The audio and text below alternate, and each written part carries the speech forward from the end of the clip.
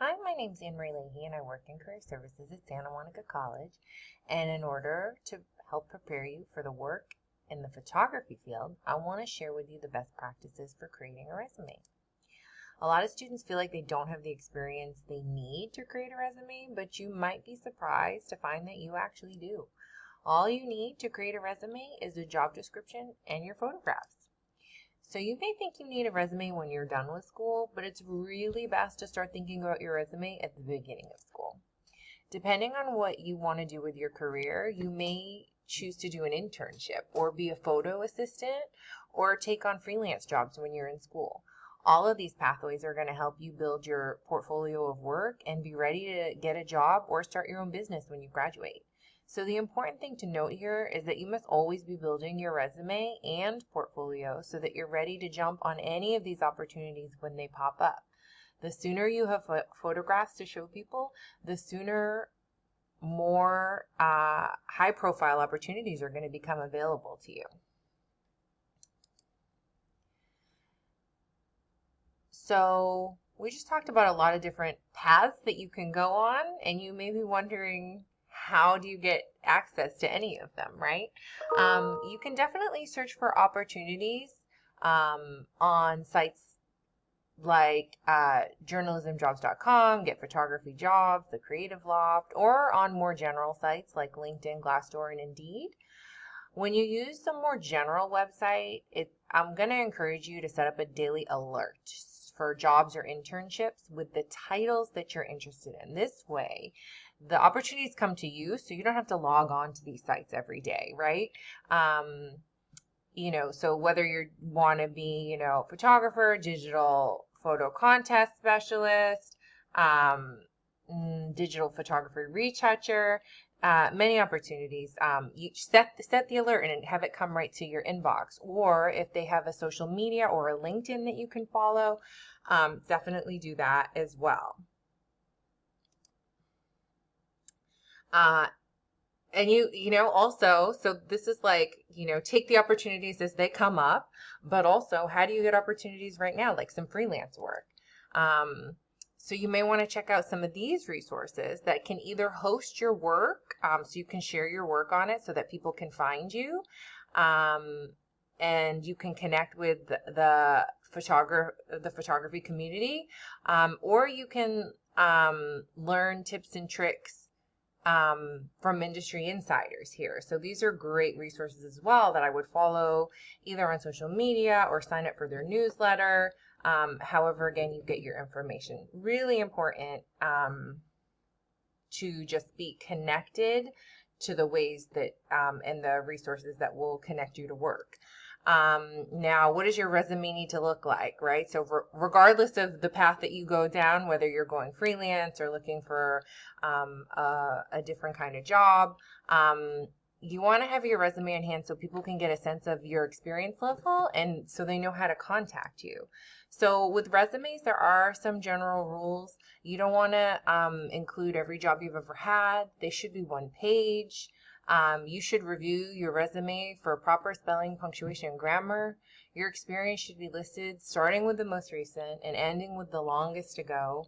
Experience over 10 years old can be excluded. And resumes, ironically, they don't include pictures. So you're not going to include pictures of yourself or personal information such as height, weight, or marital status, not on your resume. But you will include on your resume a link to your portfolio so that they can see the work that you've done. So now that we've kind of talked about what we need to include, let's take a look at an example. So the first thing that you're going to want to make sure of on your resume is that your name and title are very clear and bold, right? They stand out. And that your contact information is right up front as well. That you have the link to your email and portfolio, that they're hyperlinked. If you are an Adobe user, you want to set your hyperlink in Adobe Acrobat, because if you do something in InDesign, it will not translate over when you save it as a PDF to send to an employer. You want to make sure that the email address that you use is professional, right? So it's not the Sarah Hot Mama at AOL.com, whatever, right? You're going to have, your first name, last name at whatever, gmail.com or whatnot. And you want to make sure that it is an email that you check, please. I've had many employers who have tried to reach out to students to offer them opportunities, and they are saying they're not responding to the email, or they've also lost their opportunities because their mailbox was full. They couldn't leave a voicemail message. So that's an important one too, right? So in addition to having your email be something that you check every day so you can get back to employers right away, the other thing you want to make sure is that your phone number and your voicemail is set up and not full. Also, you want to make sure that you have your city and state on there. You do not need to include a street address. You might be interested in sharing your Instagram, just if it is professional. This is not the Instagram where it's pictures of you and your friends out at parties, right? This is pictures of your work. So it's a professional one. You'll have a separate one. So you may want to include that, and definitely, of course, include the link to your portfolio so they can see your work, because typically they look at these really quick and go right to your portfolio, but they're still very important to have, right? Summaries are optional to include on your resume. If you do choose to include a summary statement, you want it to be 2 or 3 sentences summarizing how your skills can be applied to the position you're applying for. It's never what they can do for you or what you want to get out of it. It's what you bring to it and what you can offer them. Of course, you also want to highlight your education on your resume. That's very important. Like, you've been learning the latest and greatest of all the new trends through your education. So definitely make sure to share that with them. It can include your formal college education or any certificates that you have. And you don't have to include high school if you've been in college for over 1 year. It's super important to highlight your key skills, right? So that you can show them that you're well suited for the position, right? Your key skills, your software skills. So, I'm sure they're going to want you to know, Adobe Photoshop, that you may, again, it kind of goes back to the job description, but you may want to say which cameras you are proficient with, lighting, different things like that. So there's a lot of different ways you can showcase your experience. So that's why I wanted to just provide you some different examples. These are 3 different examples of ways that different photographer resumes, right? So in this example, you can see, we have the experience again. It's within the last 10 years in reverse chronological order, and each position that they highlight has 3 to 5 bullet points highlighting relevant experience in each position. And each of those bullet points start with an action verb, which I will share with you resources for that. And of course, the dates. How long were you at these positions? And of course, these also can be your classes. You can just highlight what you did in your classes. Did you learn, again, different developing techniques, different photo editing skills? Did you learn different lighting techniques? All of those things can be just listed as academic experience. It's just as important. Finally, the last resume that I will share with you, and the piece of information that I'll share with you, is that recruiters generally spend about 7 to 15 seconds on a resume. So it's important. The main thing is that it's scannable. It's scannable for the relevant information. Here it's like, I can look really quickly and say, oh, they have experience with Adobe Lightroom, right? That's going to be a big one for you guys. I can see there's experience as a photographer. I can see that they like to do weddings, business, pets. These are all the categories that they tend to want to highlight as areas that they're looking for work in.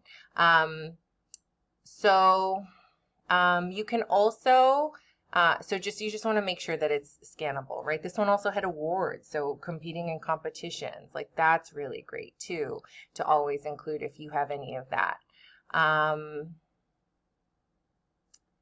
And this one, again, just really kind of highlighted the classes that they took in their in their educational experience because they have less professional experience, and that's okay. It's still a great resume. Of course, the other thing that you can add is any memberships that you have in any professional organizations, which is something you can totally do while you're in school. So I know that was a lot of information. It was super fast. I have one final piece of advice that I would give you is when you are applying for jobs, let's keep track of it, right? So the first thing, definitely make sure you send your resume as a PDF. Make sure it's under 1 megabyte. Make sure all your links are clickable. We already talked about that. But yeah, so the main thing that I really want to say is make sure you save a copy of that resume because you may have different resumes. You may be applying for different jobs within, a digital retoucher or just a freelance photographer. You may have slightly different resumes. You may continue to build your experience and continue to update your resume. So make sure whether you save it on like Google Drive or however you save your materials, make sure you save a copy of the resume that you use to apply for whatever position you have applied for, and keep a copy of the job description. So if you find a job on, let's say, glassdoor.com, right? Copy and paste that job description into a Google Doc and save it, because by the time they call you to give you an interview, I promise you that job description will be pulled offline, and then you might not remember, oh God, what did they want me to do, right? So you don't have to worry because you've saved it somewhere. So if you save it under, whatever you're applying to work at, Sammy's Photo, you have a folder called Sammy's Photo, you have a copy of the job description, and you have a copy of the resume you submitted. You are good to go. When they call you, you can refer to that, you can look it up, refresh yourself, schedule a time to talk to them, refresh yourself before that moment, look at what you applied for, look at what you told them, and get your story together. You can always practice for interviewing with career services. But we will need to know that information to help make sure that we're helping you craft the best story that you can in your interview. Okay, so that's it. It's a lot, but that's all I wanted to say, other than, of course, you have many resources here at SMC to help you with this. This is kind of an intro, but, Photo 43 is a fantastic class that talks about building your portfolio, and which will be great because, again, the resume is important, but having that link to your portfolio is equally, if not more important, to having on there, right? Because that's how they really see where you're at. So that's a fantastic class to take. And, Career Services is around to help answer basic questions about the industry. And our academic counselors are also really great to let you know what classes to take so that you can get really good projects to put into your portfolio. And of course, the photography faculty are also incredible to let you know what would be great classes to take. So hopefully this has inspired you to start thinking about these things and reach out to your resources at SMC to help support you and get you ready for a job.